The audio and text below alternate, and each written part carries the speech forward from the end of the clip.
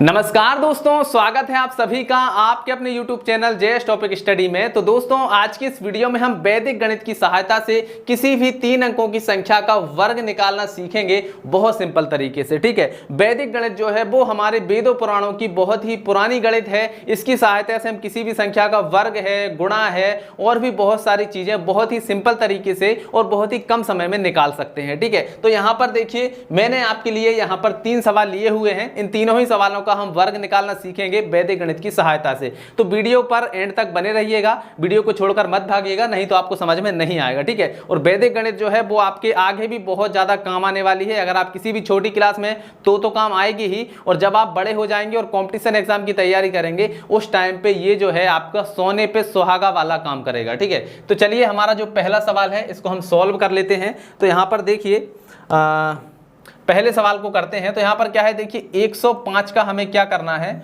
वर्ग निकालना है। ठीक है, 105 का हमें क्या करना है, वर्ग निकालना है। ठीक है, तो हम क्या करेंगे, इसे 2 पार्ट में बांट लेंगे। एक हो गया हमारा पहला पार्ट और ये हो गया हमारा दूसरा पार्ट। ठीक है, चलिए अब क्या करना है, सबसे पहले यहां पर जो 10 है इसका हम वर्ग निकालेंगे। 10 धाम कितना हो जाएगा, 10 धाम के 100, यानी 10 का वर्ग 100 हो गया। इसके बाद में यहां पर हम क्या करेंगे, 5 का भी वर्ग निकालेंगे। कितना हो जाएगा, 5 पंजे 25, तो ये हो गया 25। ठीक है, क्लियर। अब क्या करना है, हमने जितने भी पार्ट किए थे उन सभी संख्याओं को हम क्या करेंगे, गुणा करेंगे। ठीक है, तो यहां पर देखिए क्या है, 10 है तो ये हो गया 10, फिर इसके बाद में गुणा, इसके बाद में क्या है 5 है, और इसके बाद में ये जो 2 है इसका भी गुणा हमें इसी में कर देना है। ठीक है, चलिए करिए। तो यहां पर 10 पंजे कितना हो जाएगा, 50। ठीक है, और गुणा यहां पर कितना है 2, तो कितना हो जाएगा 50 दूनी, ये हमारा हो जाएगा 100। तो अब हमें 100 को इसके साथ में जोड़ देना है, लेकिन एक अंक छोड़ के, यानी कि हमें 100 को यहां से एक अंक छोड़ के जोड़ना है। तो यहां पर 0 0 1, अब इसको जोड़कर लिख देना है और वही आपका आंसर हो जाएगा। तो ये हो गया हमारा 5, ये हो गया हमारा 2, और यहाँ पर ये हमारी 0, और यहाँ पर 1 और ये 1। तो यहाँ पर देखिए 11,025 जो है वो हमारा आंसर निकल कर आ चुका है। तो देखिए कितने सिंपल तरीके से हमने हमारा जो पहला सवाल है उसका आंसर निकाल लिया है। समझ में नहीं आया है तो कोई बात नहीं, अभी 2 सवाल और भी बचे हुए हैं, उनसे आप सीख जाएंगे। ठीक है, और यहाँ पर जो तीसरा सवाल है इसको आप जरूर से देखिएगा, क्योंकि ये दोनों से डिफरेंट है, इसमें थोड़ी सी गलती हो सकती है। ठीक है, तो चलिए अगले सवाल को करते हैं। इसको मैं यहां से मिटा देता हूं। ठीक है, चलिए अगला सवाल है 129 का हम वर्ग निकालेंगे। तो यहां पर आ जाएगा 129। ठीक है, इसका भी हमें क्या करना है, वर्ग निकालना है। ठीक है, कैसे निकलेगा, 2 पार्ट में डिवाइड कर लो। पहला पार्ट ये हो गया, दूसरा पार्ट ये हो गया। तो सबसे पहले यहां पर जो 12 है इसका वर्ग निकालिए। 12 का वर्ग निकालेंगे तो आएगा 144, तो ये हमने 144 लिख दिया। 9 का वर्ग निकालेंगे तो कितना आएगा, 9 नाम के 81 आएगा, तो हमने 81 लिख दिया।